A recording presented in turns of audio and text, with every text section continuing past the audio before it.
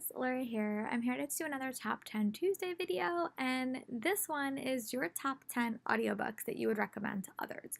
I am a very avid audiobook listener. I'm a very proud subscriber to Audible. I also get like audiobooks from my library because they have Overdrive. So I do actually listen to a lot of audiobooks. I try to listen to at least one or two a month, especially with my commute time. I want to listen to more of them. But yeah, let's get into it.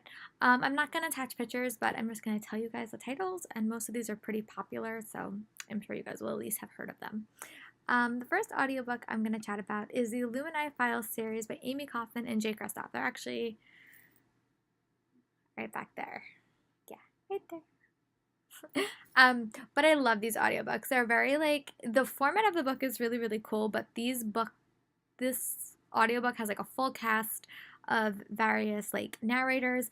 It's a very, very it's like a very, very immersive experience. There's a lot of sound effects, and it's a really well crafted production.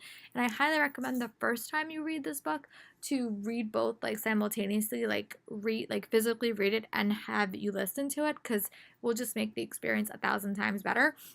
But I really do enjoy the complete cast. I still have not listened to Illuminae, but I've listened to Gemina and Obsidio a bunch of times, so I have to get the first one. But I really, really love those cast recordings. You'll notice that with these books, I tend to like books that have full cast recordings just because it makes the experience a little bit more immersive, and I really enjoy that. The next two are kind of going along the same lines. The Tamora Pierce audiobooks for her To Tell series is another one that's a very, very immersive experience. They have a full cast of narrators that I really enjoy, and they also have they use music a lot, and they have sound effects, which I really enjoy. So that series is 12 books in itself, but the ones that I have listened to are really, really good. And then I just started reading the Circle Open series, or the Mage series, and those audiobooks also have a full cast recording and are really, really well done. So I would highly recommend those three just for the production alone and the cast of narrators, because they really heighten the experience, especially in my head, and I really enjoy listening to books like that. These next two are celebrity memoirs that I really liked, but I loved the Neil Patrick Harrick Choose Your Own Adventure, told as an autobiography. I love that book so much. I thought it was so well done. He has a great narrator voice, and I actually really do want to listen to the Magic Misfits as audiobooks, but I haven't got around to that yet. But that was the first experience I had with him as a narrator, and I thought he was so funny and so charming, and it was nice having Neil Patrick Harris talk in my ear. But that was another audiobook that did impress me. And then another one is This Will Only Hurt a Little by Busy Phillips. This is her recent memoir, which I really liked listening to. She's a very good storyteller, and I just loved having her tell me her story. And she was just a very, very good narrator. And the same thing with Laura Graham. Talking as Fast as I Can, From Gilmore Girls to Gilmore Girls was another audiobook that I flew through. She talks so fast, so I think it's literally under 5 hours, just because she's a very, very fast talker. But it was really, really well done, and it was just nice having her tell you a story.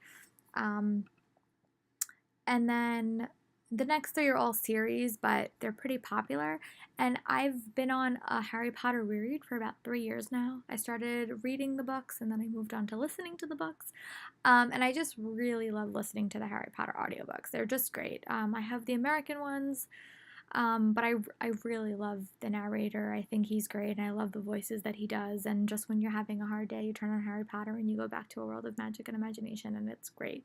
So if you have not listened to the Harry Potter audiobooks, I highly recommend them if you're in the mood for a reread like I was. And then the next series that I've started listening to is the Thorn of Glass series by Sarah J. Maas. I'm actually not currently listening to the book, but I'm reading it. But when we get up to the bigger ones, I will definitely be listening to them. But yeah, I really love the narrator for that. She's just very, very strong, and I feel like you really are in Selena's head, and I just think the production of them are really, really well done. They're really, really long as well, but again, those audiobooks are really interesting. Oh, and a side note, I didn't add this to the list, but the Shadowhunter audiobooks have some fantastic narrators, and I really love listening to those books as opposed to reading them, but that was one I didn't add to this list. But those audiobooks are ones that I actually really enjoy listening to, and I actually prefer listening to it rather than reading it. If that makes any sense. And And then I'm actually listening to it right now is the Wizard of Once audiobook, which is a middle grade series by Cressida Cowell, and it's narrated by David Tennant, which is just a dream. I like David Tennant can read me a phone book and I would be so excited. But him in this role and the voices he does and the production value, it's a very, very interactive experience as well, kind of like Illuminate Files and the Turtle series. I just really, really like that. And I really would like to get, like, I know that he also reads the How to Train Your Dragon series, so I might actually wind up trying to get those on audiobook as well in the future. And the last audiobook I'm going to talk about in this video is the Land of Stories series, which are all read by Chris Colfer, and he has an amazing voice. He is so gifted and so talented, and I just love listening to all those stories. I have them all, and I can listen to them on repeat. He just does so well with the voices, great production quality, and I'm just really impressed with those. So sorry for the shorter video, but those are all my top 10 audiobooks that I would recommend to everyone for a variety of reasons, including production value, narrator, or just the way that they're crafted. If you have any audiobook recommendations for me, just put them in the comments or comment on my blog, and I'll talk to you guys next week for another video. Bye!